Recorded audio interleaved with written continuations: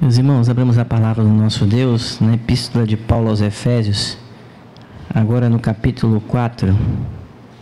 Nós vamos ler a partir do versículo 17, mas nós vamos dar continuidade nessa noite do 20 ao capítulo 5, versículo 2.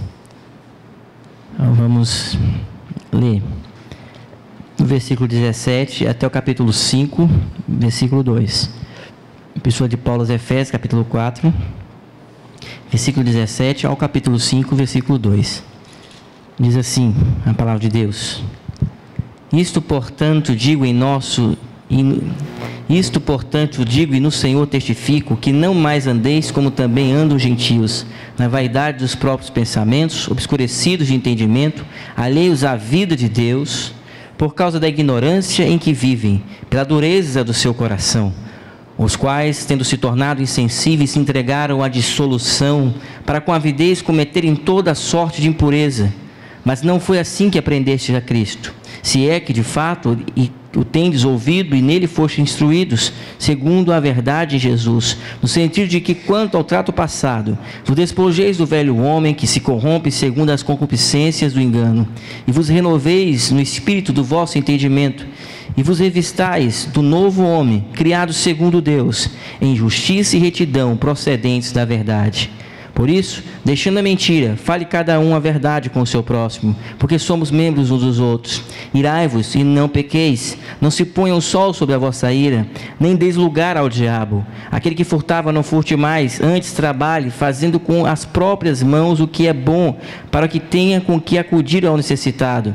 Não saia da vossa boca nenhuma palavra torpe, e sim unicamente a que for boa para edificação, conforme a necessidade, e assim transmita graça aos que ouvem. E não entristeçais o Espírito de Deus, no qual fostes selados para o dia da redenção.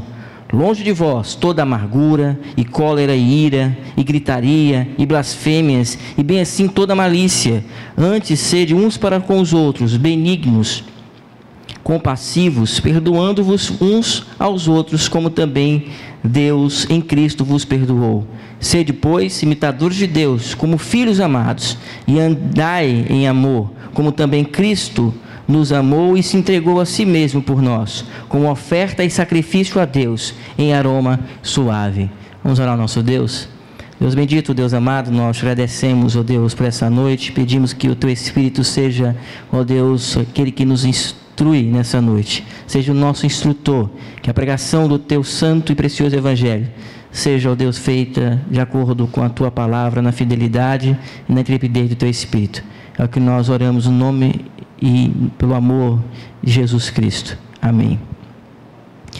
Meus irmãos, nós vimos nessa manhã o capítulo 4 de Efésios, a partir do versículo 17 até o versículo de número 19, em que o apóstolo Paulo fala sobre quem eram aqueles irmãos antes de Cristo, antes da conversão. Eles eram gentios e viviam em suas paixões, viviam com o coração duro. Nós falamos que a ideia de Paulo é dizer que eles estavam calejados pelo pecado e insensíveis, como um calo fica insensível, eles estavam insensíveis à verdade de Deus, insensíveis por causa do pecado. Então é um coração duro, um coração que foi endurecido pelo pecado. Eles estavam vivendo debaixo desse pecado. E também uma outra expressão que é usada aqui no texto do apóstolo Paulo, quando ele fala de toda sorte de impurezas, a ideia é que aqueles que estavam ali praticavam impurezas sexuais, de cunho sexual. Não é sem motivo que alguns historiadores e comentaristas do Novo Testamento nos advertem, ou nos lembram, na verdade, de que o culto a Ártemis, a deusa Diana, a deusa de Éfeso, era um culto regado a orgias. Ela era a deusa do amor. E ela, portanto, ela tem, naquele culto, um culto que era feito a ela, existiam muitas orgias naquele momento de culto àquela deusa da época. O apóstolo Paulo diz: vocês andavam assim, ainda existem gentios que andam assim, então não andem como eles. Vocês andaram assim, agora vocês precisam andar de maneira diferente. Vocês agora que estão em Cristo precisam agora andar de maneira diferente. E essa maneira diferente que o apóstolo passa a falar agora no versículo 20. Ele diz aqui: mas não foi assim que aprendestes a Cristo, se é que de fato tendes ouvido e nele foste instruídos segundo a verdade em Jesus. Então vejam que agora ele vai falar de uma nova roupa que o crente utiliza. Ele precisa deixar aquela roupa velha e se vestir de uma roupa nova. A ideia do texto agora, a partir desse versículo, é dizer que o novo, o velho tem que se despojar da roupa, tem que se despir da roupa, e o novo tem que se vestir de roupas novas. Então Paulo vai tratar agora aquela igreja usando essa linguagem de vestuário. Você pega uma roupa velha e você agora vai retirar essa roupa velha. E assim ele diz assim, no versículo 20, ele diz, olha, vocês não aprenderam dessa forma em Cristo. Ele usa algumas expressões. Vocês aprenderam, a ideia de aprender, a ideia de ouvir e a ideia de instruir. Aqueles irmãos que estavam lá em Éfeso, eles aprenderam a partir do ministério de Paulo e daqueles outros que estavam ali da liderança da igreja, mas principalmente do apóstolo Paulo. Eles aprenderam que viver em Jesus Cristo é mudança de vida. Viver em Jesus é mudar de vida, é mudar de comportamento. E aí Paulo está alertando que agora, com a nova vida em Jesus Cristo, eles não mais poderão viver da mesma forma que viviam anteriormente. Mas não foi assim que vocês ouviram, que vocês aprenderam de Cristo. E o que eles aprenderam de Cristo? Eles aprenderam a doutrina de Cristo, quem é Jesus, o que Jesus veio fazer, a vida de Jesus. Eles precisavam então se espelhar naquilo que a palavra de Deus fala de Cristo e naquilo que Cristo fez por eles. Esse era o grande ensino do apóstolo Paulo. Vocês precisam viver agora a vida de Cristo. Em outro momento o apóstolo fala disso, de viver agora Cristo na vida deles e não mais nós vivermos para nós mesmos. Paulo fala, não eu, mas Cristo vive em mim. Nós temos falado sobre isso. E a ideia aqui de Paulo é dizer, olha, vocês foram instruídos, vocês ouviram, vocês aprenderam sobre Cristo, quem é Jesus, o que ele veio fazer, a justificação pela fé, a redenção. Cristo redimiu, Cristo morreu pelos vossos pecados. Portanto, agora não há mais condições de vocês viverem da mesma forma. E veja o que ele diz, no sentido de que versículo 21, quanto ao trato passado, vos despojeis do velho homem que se corrompe segundo as concupiscências do engano. O apóstolo Paulo diz agora que este velho homem, ele é um homem que ele vivia de acordo com a concupiscência, olha, até eu estou tropeçando na palavra, do engano. Então ele vivia totalmente entenebrecido, ele estava vivendo agora com o seu entendimento, agora cego no seu entendimento, vivia para as suas paixões, para os seus pecados, como ele fala anteriormente, e ele diz, este homem vivia em prol do pecado, ele tinha toda a avidez para pegar aquilo que não é dele e usar daquilo que não é lícito. A avidez aí tem essa ideia, essa conotação, ele está ávido para fazer aquilo que é mal, aquilo que é ruim diante de Deus e diante do próximo também. E ele diz, olha, vocês viviam assim, esse velho homem vivia assim, mas agora você tem um novo homem. Você tem que renovar no espírito do vosso entendimento. O que é que o apóstolo Paulo está trazendo aqui? Ideias que ele já tratou, inclusive no livro de Romanos, na epístola aos Romanos e em outros textos. Que quando ele chega em Romanos, ele diz assim, olha, vocês viviam dessa forma, em pecado, agora em Jesus Cristo existe uma nova vida, uma renovação da mente em Cristo Jesus.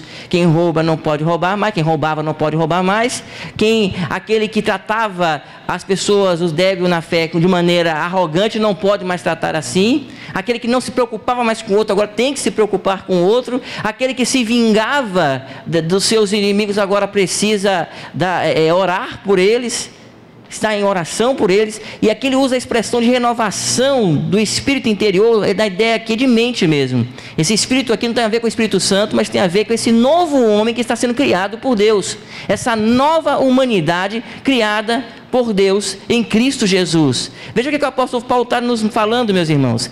É a ideia que tem no próprio texto de João, das coisas velhas passaram, eis que tudo se fez novo. Na conversão há uma nova vida, um novo nascimento. Mas como então entender essa ideia de roupa velha e roupa nova? Veja o que o apóstolo está dizendo. O homem não é mais velho, mas a roupa é.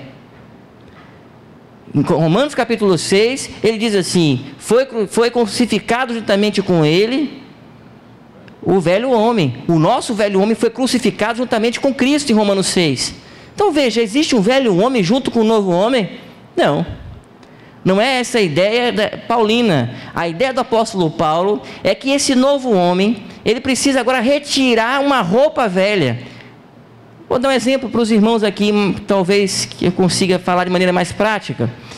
Vocês não são a roupa que vocês vestem, de certa forma, não é? Vocês têm um ser por detrás da roupa. Mas, muitas vezes, a roupa que nós vestimos, ela representa quem nós somos. Você está querendo vestir uma roupa, mostra o seu estilo, o seu jeito de ser, muitas vezes. Mas, quando você retira a sua roupa, você está desnudo e ali mostra aquela pessoa que você é. O apóstolo Paulo está dizendo assim, nós somos uma pessoa nova. Agora existe uma roupa velha que precisa ser retirada constantemente. Aos poucos vamos se tirando dessa roupa velha. Mas quem está dentro dessa roupa é uma pessoa nova agora. Não é mais o homem velho. O homem velho, ele estava ali, juntamente com a roupa velha, ou seja, os pecados estavam ali. Agora o novo homem, ele tem que mortificar os feitos do pecado no corpo. Na teologia nós chamamos isso de feitos,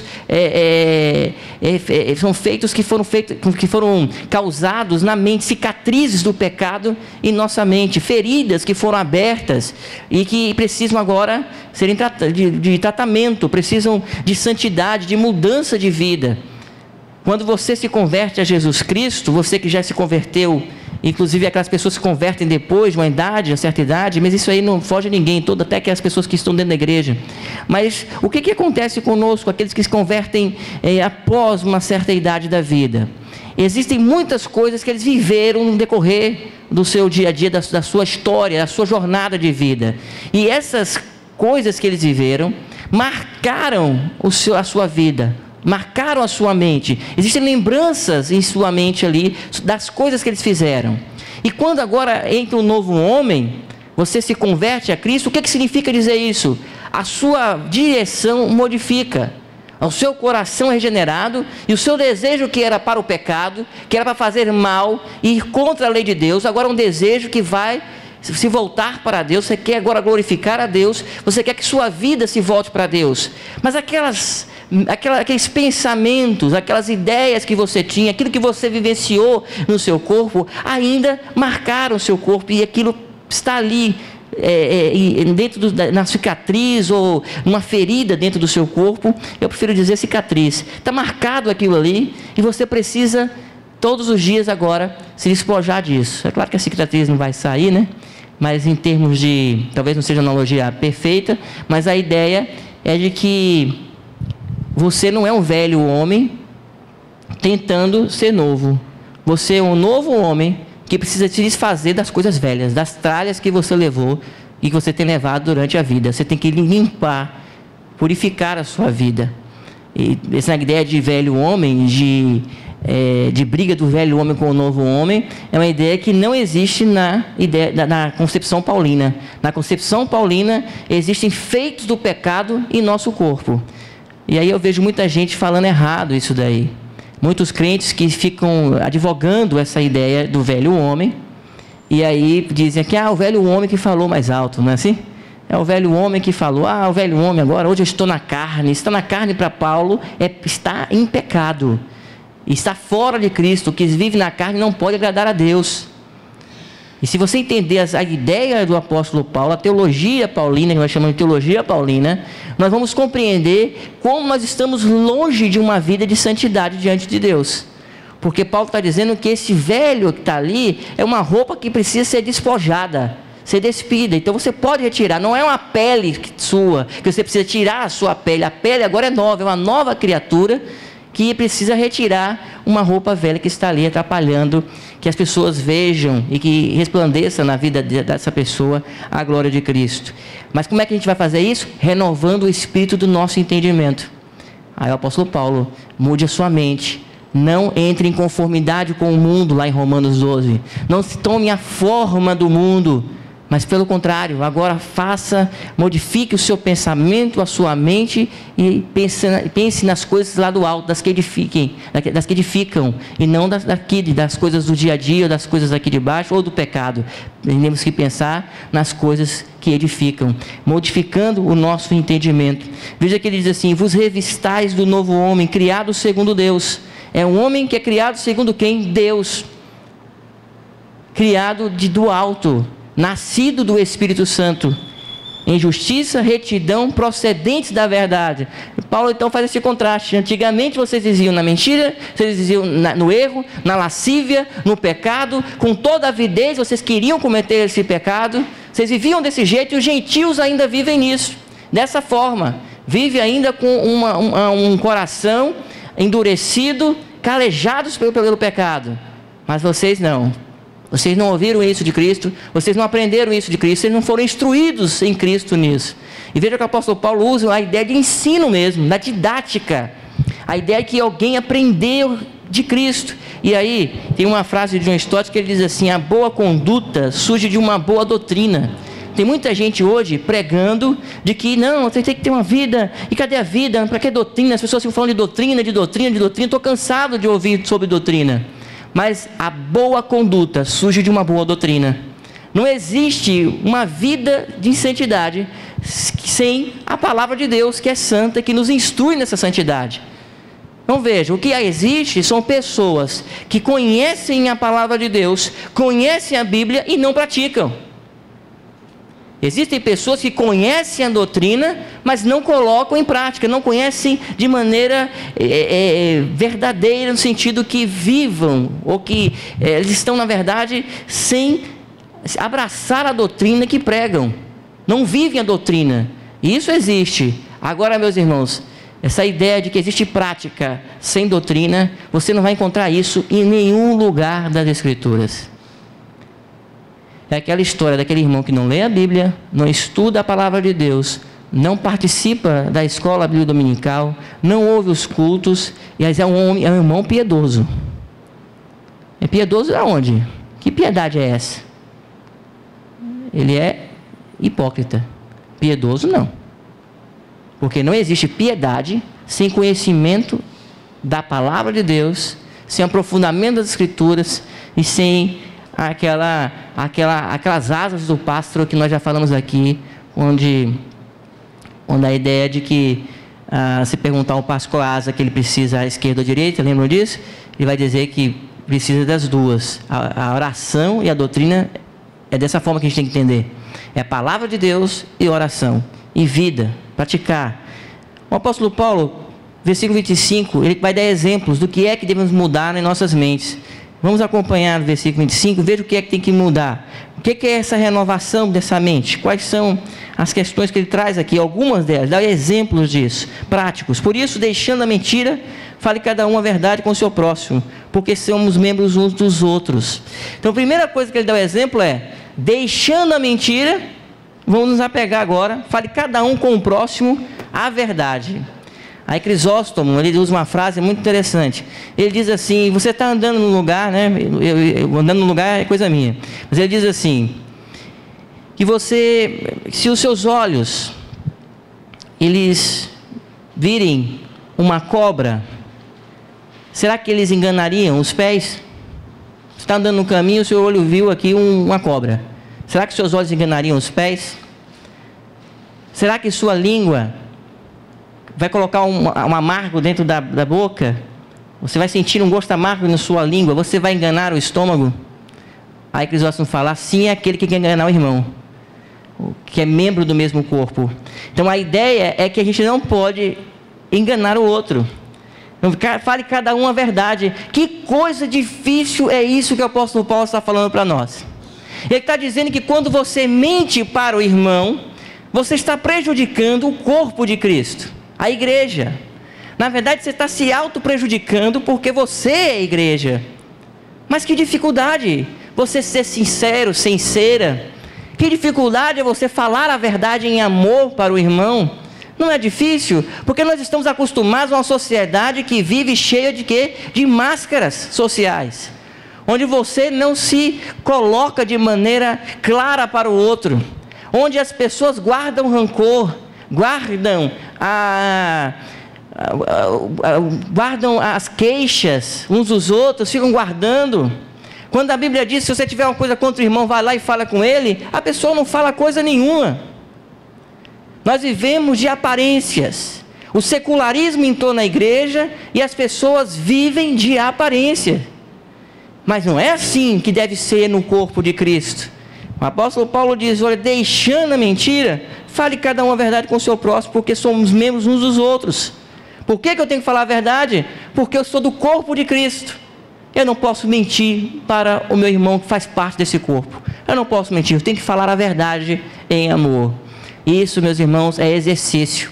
A ideia do texto, de modo geral, a partir do versículo 24 e diante, ele dá uma ideia de continuidade, um exercício contínuo que nós devemos fazer. Nós precisamos fazer isso diariamente, um treinamento específico na escola do Espírito Santo de Deus, para nós fazermos o que a Bíblia determina, falar a verdade uns com os outros.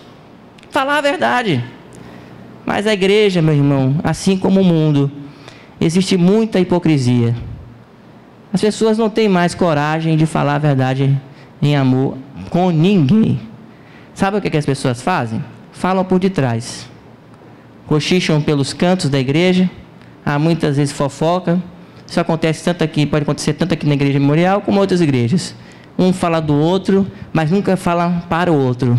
Ao invés de falar um do outro, você deveria falar para o outro, para a pessoa.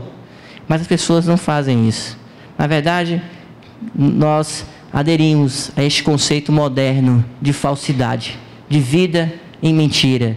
E Paulo está dizendo, não façam mais isso. Não mintam uns para os outros. O pai da mentira, meu irmão, é o diabo. Então você, que é filho de Deus, não pode viver mentindo. A outra palavra que o apóstolo utiliza aqui, a ideia é de irai-vos e não pequeis. Não se põe o sol sobre a vossa ira, nem deis lugar ao diabo. O que é que ele está dizendo aqui? Ele está dizendo que nós podemos nos irar. Ao contrário do que muita gente pensa, pode existir uma ira. Mas você deve ter uma ira, muitas vezes, contra o pecado de uma pessoa, mas não com a pessoa. Existia uma história antiga, na época ainda dos gregos, que era o seguinte: o que você deveria fazer? Se você se irou contra alguém, você deveria, até o pôr do sol, reconciliar-se com aquela pessoa.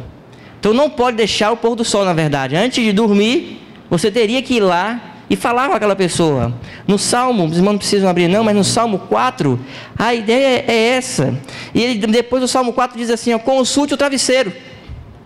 No mesmo lugar que ele diz para irar e não pecar, ele diz assim, consulte o travesseiro. O que ele quer dizer? Você vai, na hora de você deitar, na hora de você dormir, você consulta o travesseiro. Tem alguma coisa ainda no seu coração, alguma ira? Você está guardando alguma raiva, alguma discórdia no seu coração? Você tem que ir lá e falar antes de dormir.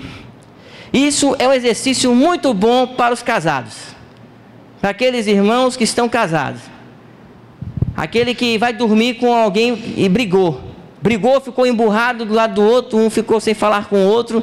Isso daí é inadmissível dentro da Bíblia. Ele aqui está falando de irmão com irmão, e o casal é um irmão. São dois irmãos que se casaram. Também não pode tratar de maneira diferente. E o apóstolo Paulo, ele usa essa ideia, com certeza ele está pensando aqui no Salmo 4, e está dizendo, não, antes que o sol se ponha, vai se reconciliar com aquele irmão. Não deixe o sol sobre a vossa ira. O que ele está dizendo? Irai-vos. Mas quando aquela ira se torna algo contra a pessoa, você tem que ir lá e falar com ela. Aí João Calvino diz assim, você tem o direito de se irar contra o pecado. Você tem direito de se irar contra a blasfêmia contra Deus, porque Deus é o nosso Pai. Você tem direito de se irar contra as coisas que ferem a Deus e ferem a palavra das Escrituras, ferem no sentido de ofender a Deus. Você pode se irar contra isso, mas você não deve se irar com as pessoas. No campo da filosofia, do discurso, a ideia é essa. Você discute ideias e não pessoas. Se discute ideias. Isso é um exercício difícil também para nós, Muitas vezes, no calor de uma discussão, as pessoas confundem pessoas com ideias. É claro que a ideia está muito aderente, né? Ela está adesiva ali à pessoa, mas a gente precisa entender que aquela pessoa precisa ser amada, apesar das ideias. Apesar das ideias. Cristo manda a gente amar os nossos inimigos. As ideias deles são contrárias à nossa, mas precisamos amar. Irai-vos e não pequeis, não se põe o sol sobre a vossa ira, nem deis lugar ao diabo. Ele está dizendo que quando você faz isso, você está dando lugar, sabe a quem? Ao diabo, porque aí vem a discórdia, vem a dissensão, vem as contendas e vem a briga. Isso vem para o lar de uma pessoa que é casada, como para qualquer irmão aqui da igreja. O nosso relacionamento, ele começa a ficar complicado quando existe ira. O irmão guarda aquela ira no coração, depois vem uma raiz de amargura, aí vai ter gente sem se falar na igreja, começa a celeuma, vem as facções, e a igreja está se dividindo, ninguém está sabendo por quê. Porque deram lugar ao diabo, deram lugar a Satanás. Aquela ira que estava naquele coração, daquela pessoa, daquele irmão, ele não foi resolver. Paulo diz, de forma alguma deve acontecer isso conosco. E aí dá outro exemplo. Aquele que furtava, não furte mais, antes trabalhe, fazendo com as próprias mãos o que é bom, para que tenha com que acudir o necessitado. Veja que o apóstolo Paulo diz assim, deixe de fazer isso e faça isso. O apóstolo Paulo fala de uma questão negativa, que é, não devemos mentir. Qual é a questão positiva? Falemos a verdade uns para com os outros. Não devemos, ele diz que podemos nos irar, mas não devemos botar o sol sobre a nossa ira. Então ele diz aqui, não pequeis, não se ponha o sol sobre a vossa ira, nem dê lugar ao diabo. Depois ele diz assim, agora a questão negativa e a questão positiva. Aquele que furtava, não furte mais.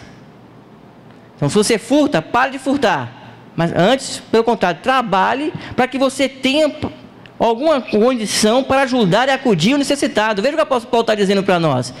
Existia naquela época, e parece que era um costume daquele povo, que algumas pessoas que viviam de pequenos furtos, eles furtavam. O apóstolo Paulo então está dizendo que, olha, ao invés de você furtar alguma coisa, você coma com o trabalho das suas próprias mãos. Em outro lugar o apóstolo Paulo diz o seguinte, quem não trabalha, não coma. Se você não quer trabalhar, não deve comer. Na verdade, meu irmão, todas as vezes que alguém não quer trabalhar com as suas próprias mãos, comer com as suas próprias mãos, ele está furtando os irmãos. Alguém que quer viver necessariamente às custas dos irmãos. Veja que a Bíblia fala isso muito claramente quando ela nos diz que aquelas que devem ser verdadeiramente viúvas, que não tem não tem ninguém para acudi-las. E aí sim devemos ajudar a causa das viúvas. Mas devemos saber se ela é realmente viúva, se ela está mesmo desolada, se ela está mesmo necessitada. A ideia do apóstolo Paulo aqui, ele diz assim, olha, tem gente que quer viver furtando, eles não, pelo contrário, viva com o trabalho das suas próprias mãos. Isso é um ensinamento, meus irmãos, fantástico para nós. O apóstolo Paulo nos ensina isso. Isso foi aplicado muito em alguns países, inclusive em Genebra. Aqueles que não queriam trabalhar eram convidados a sair. Vocês precisam trabalhar. Querem viver aqui? Vocês terão emprego, terão comida, terão alimento, terão roupa. Não querem trabalhar? São convidados a se retirar. Aqui não há lugar para preguiçosos. A Bíblia diz que vai ter com a formiga, ó preguiçoso. E o apóstolo Paulo ensina isso àquela igreja, àqueles irmãos. Não saia da vossa boca nenhuma palavra torpe, sim, unicamente a que for boa para edificação. A palavra torpe aqui tem a ver realmente com palavras que estimulem o erotismo, a sexualidade. A ideia aqui de uma sexualidade ruim, justamente por causa do culto pagão, daquelas coisas que aconteciam naquela época, o apóstolo Paulo diz que não deve sair palavra torpe. É estranho a um cristão ele ficar falando palavrão, porque toda palavra frívola será cobrada de nossos lábios. Eu fico horrorizado quando eu vejo um crente falando palavrão, porque isso estimula a questão sexual, estimula coisas erradas. E veja que o apóstolo Paulo diz assim, pelo contrário, você tem que sair da sua boca, a única coisa que deve sair da sua boca é aquilo que edifica. Então você tem que saber pensar, meditar naquilo que você vai falar. Vai edificar? Não vai edificar, então não deve falar. Veja, não devo falar palavrão, palavras torpes.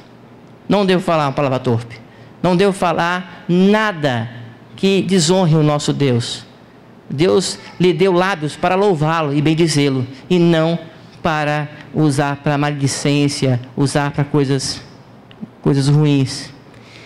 Mas ao mesmo tempo ele diz, edifique. Aí a gente aprende muitas coisas. Por exemplo, na própria igreja, se eu não vou falar alguma coisa com o meu irmão Caio, se não for edificar o irmão Caio, não devo falar, é melhor não falar. Tem gente que quer ajudar, não é? Não tem gente que quer dar conselho? Tem muitos conselheiros às vezes na igreja, né? Tem gente que quer dar conselho. E às vezes ele fala uma palavra, essa palavra ofende o outro irmão. Aquela palavra não é uma palavra doce, não é uma palavra regada pelo amor, não está alicerçada nos princípios cristãos. E aí, ao invés de eu ajudar aquele irmão, eu estou prejudicando, eu não estou edificando aquele irmão. Veja que ele continua nessa ideia, vejam o versículo 29, for boa para edificação conforme a necessidade, você tem que falar, e assim transmita graça aos que ouvem. O Tiago fala do perigo que tem a nossa língua, desse órgão tão pequeno do corpo, mas que pode causar um incêndio, pode destruir, pode levar o homem ao inferno. Portanto, meu irmão, um dos aprendizados que nós temos como cristão é refrear a língua, aprender a usar a língua, falar o que edifica, falar com sabedoria, pensar no que você vai falar. Crente que fala sem pensar, ele precisa mudar a vida dele, precisa pensar sobre isso e falar aquilo que edifica e que transmite graça ao outro. E aí eu pergunto, transmite graça? Edifica? Eu me lembro que eu estava em São Paulo e eu fui convidado para dar uma palestra para uma UPA de uma igreja lá em São Paulo. E aí, ao falar desse texto, algumas pessoas falavam só da palavra torpe, só do palavrão, e eu percebi que naquela igreja existia algo que nós chamamos hoje, naquela época não estava ainda tão assim, chamado de bullying. A pessoa começa a brincar com apelidos que a pessoa não gosta, não é verdade?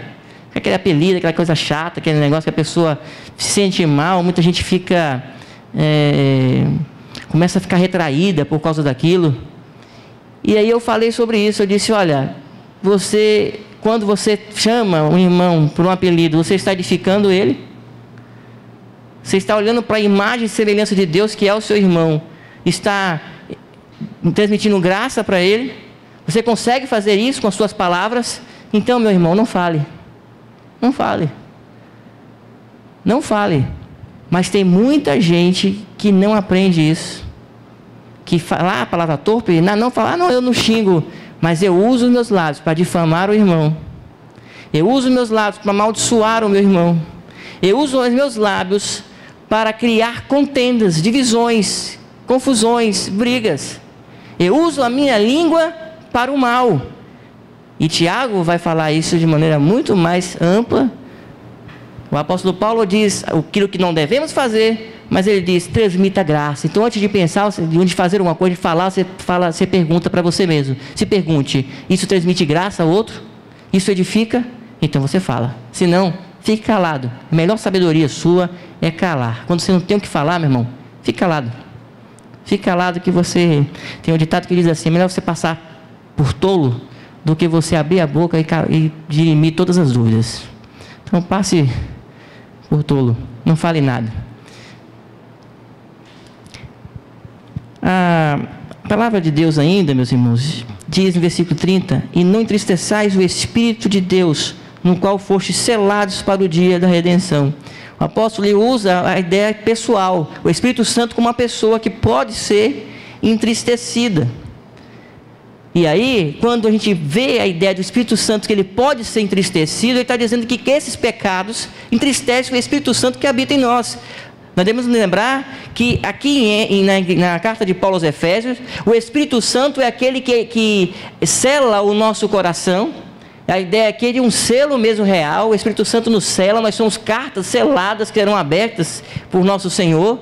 E a ideia é que esse Espírito Santo que está habitando em nós, ele se entristece quando nós cometemos essas coisas que o apóstolo Paulo elencou.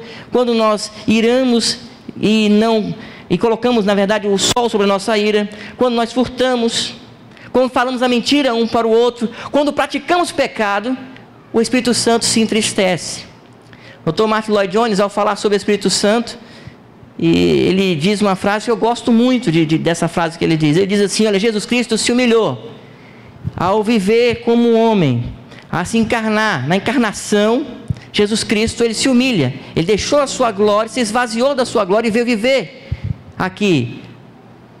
Ele morreu e a morte dele também é um processo de humilhação.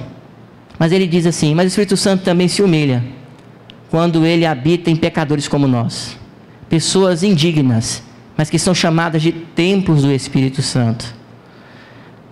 Aí a gente lembra assim: quando eu ando em algum lugar, quem está me vendo? Mais do que isso, Deus está em você. Ele é Deus conosco. Onde você andar, se você é um crente, um filho de Deus, o Espírito Santo habita em você. E quando você faz coisas que não agradam a Ele, você entristece o Espírito Santo de Deus. Em outro texto, ele manda para a gente ter cuidado para não extinguir, não apagar o Espírito que habita em nós. Não entristeçais o Espírito de Deus, no qual foste selados para o dia da redenção. E ele lembra da coisa maravilhosa que nós teremos, que é o dia da redenção. Nós somos selados e estamos aguardando esse dia maravilhoso, que é o dia do resgate, na vinda do nosso Senhor e Salvador Jesus. E aí, meus irmãos, versículo 31 em diante, o apóstolo diz assim, algumas palavras que devem estar longe de todas as formas da nossa vida. Longe de vós toda a amargura. A ideia de amargura é de uma perpétua animosidade. É a pessoa que não se reconcilia. Ele colocou a ira, deixou que a ira, o sol se pôs, né? O sol agora se pôs, e ele continuou ainda irado, acordou com essa ira, e ele continua ali amargurado. Ele está com perpétua animosidade, ele não quer se reconciliar com o outro. E ele diz assim, agora o apóstolo Paulo diz assim: olha, bote para fora, longe de vós, toda a amargura. E quantas pessoas às vezes existem dentro da igreja amargurada?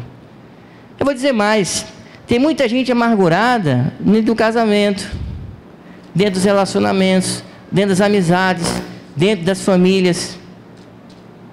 E a amargura aqui, no sentido da palavra, é a ideia de que eu não tenho nenhuma disposição no meu coração de me reconciliar com alguém.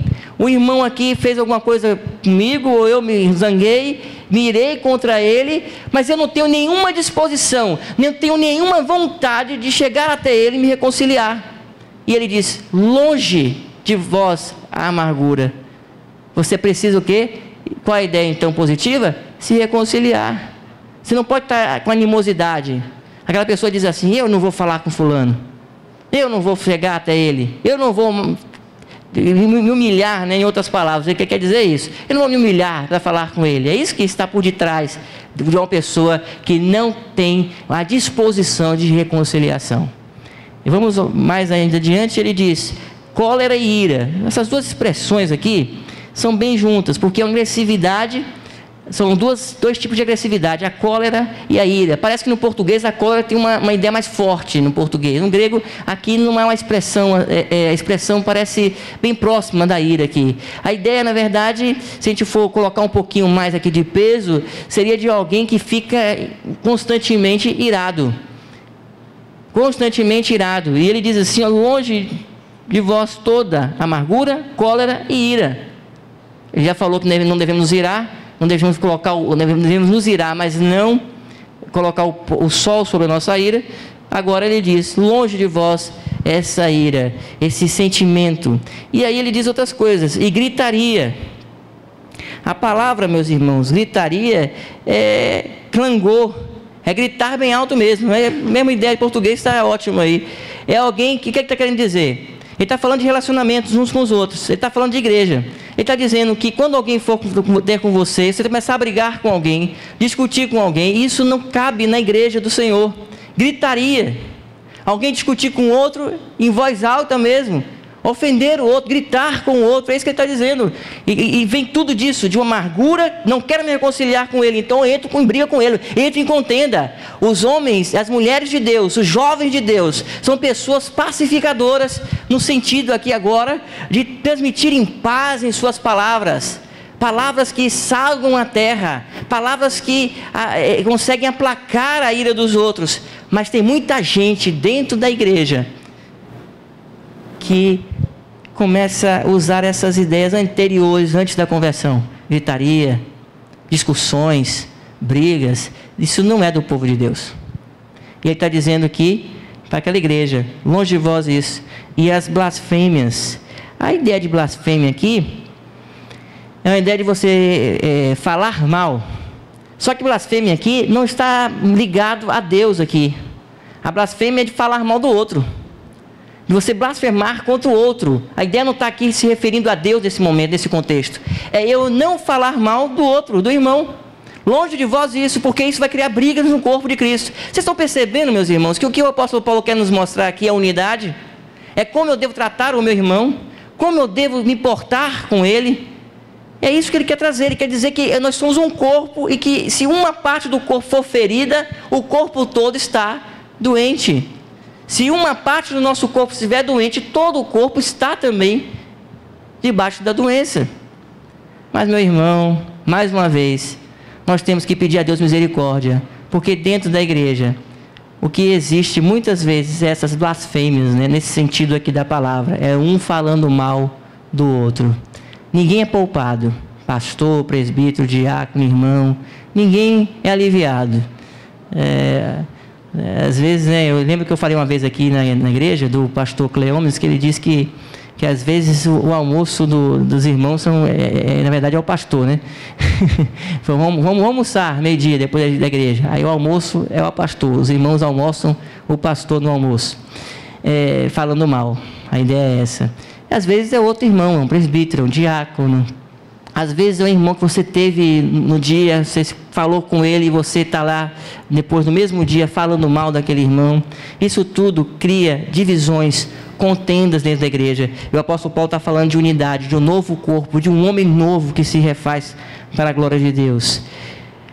Continuando, meus irmãos, ele diz, e bem assim toda malícia. A ideia de malícia aqui também, essas ideias dessa impureza, daquilo que acontecia anteriormente, de toda a maldade que existia naquela igreja, ou naqueles irmãos antes de se converterem, toda a maldade que existia, todas as impurezas sexuais e todo tipo de pensamento maldoso, eles deveriam deixar de lado.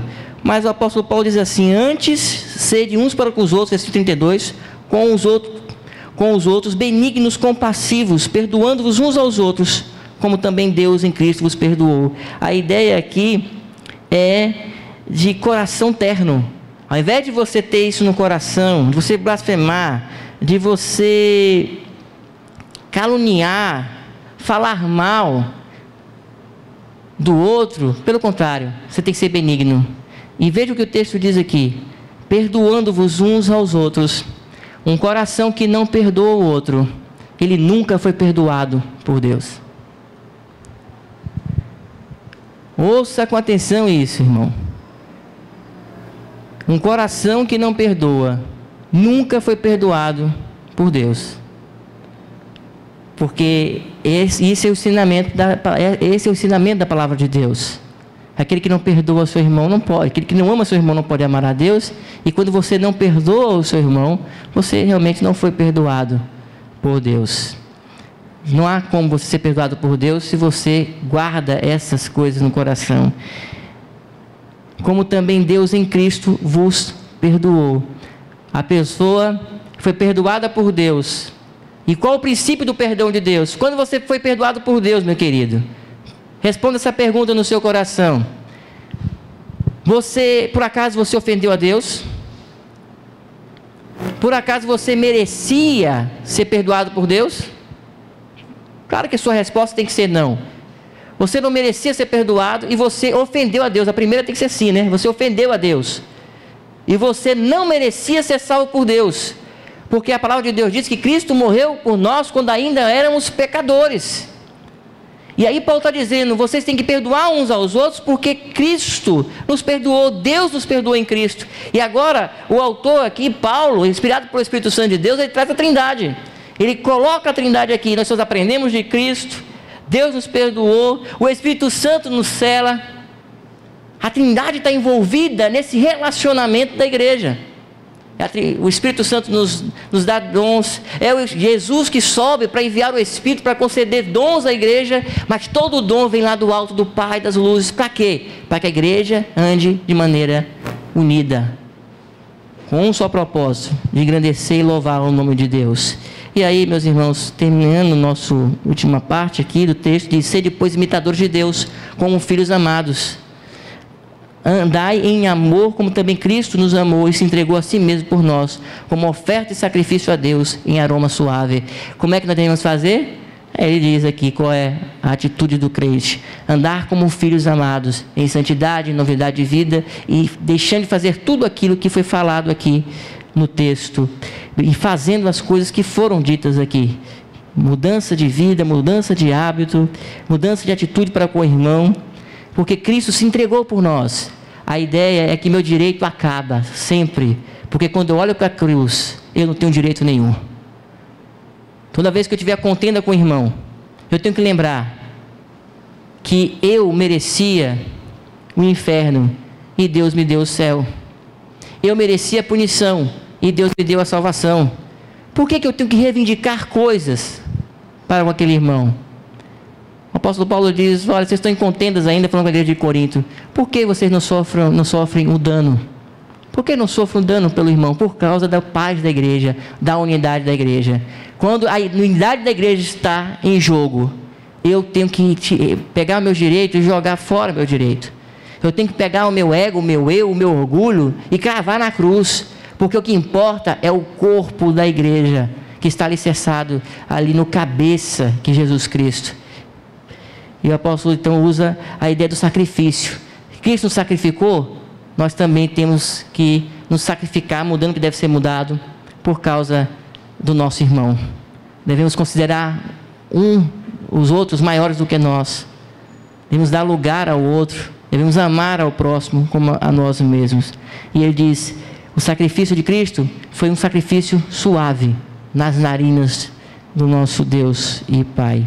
Tem um outro texto, irmãos, que o apóstolo Paulo diz, que é um texto correlato a esse, diz assim: não mentais uns aos outros, uma vez que vos despistes do velho homem com os seus feitos, e vos revestistes do novo homem, que se faz para o pleno conhecimento, segundo a imagem daquele que o criou, no qual não pode haver grego nem judeu, circuncisão nem circuncisão, bárbaro, cita, escravo, livre, porém Cristo é tudo em todos.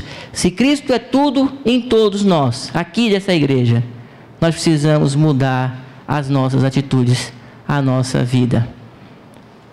Precisamos mudar os nossos pensamentos. Precisamos mortificar os nossos pecados. O Thomas Watson, ele diz para nós que o pecado, ele é o ventre das nossas tristezas e o túmulo da nossa consolação. Em outro lugar, Thomas Watson diz que Cristo jamais poderá ser doce, enquanto o pecado, Cristo só pode ser doce quando o pecado for amargo para nós. Enquanto o pecado não for amargo, Cristo jamais será doce ao nosso paladar.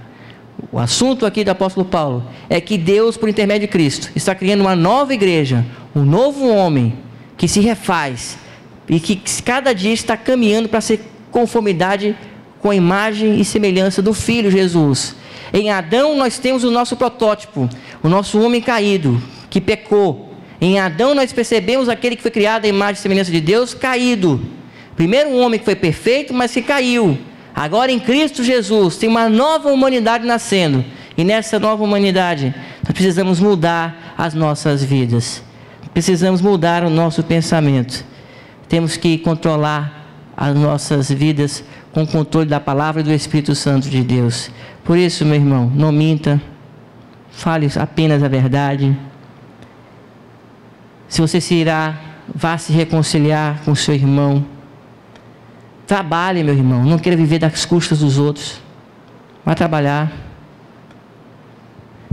Você também deve refrear a sua língua.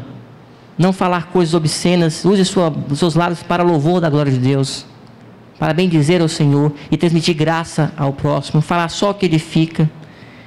Tenha cuidado para que você não entristeça o Espírito Santo em sua vida, com a sua forma.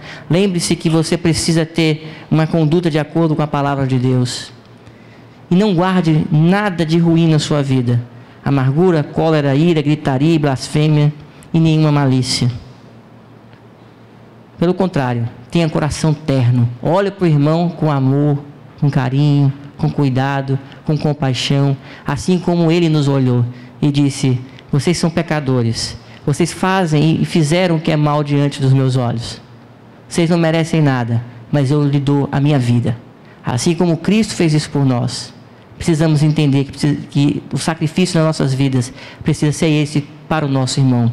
Temos que ter preferência pelo irmão, temos que olhar para o outro como alguém que é maior do que nós na preferência, amar uns aos outros como Cristo, Ele nos amou e a si mesmo se entregou. Que Deus nos abençoe, que o Espírito Santo haja em nossa vida e na nossa igreja Memorial da Barra, e que você mude a sua vida de acordo com a palavra de Deus. Longe de nós ouvir e não obedecer aquilo que Deus tem falado através das Escrituras. Meu querido, se você que está aqui nessa noite ainda não faz parte do corpo de Cristo, não sabe como você deve fazer, você precisa entender uma coisa.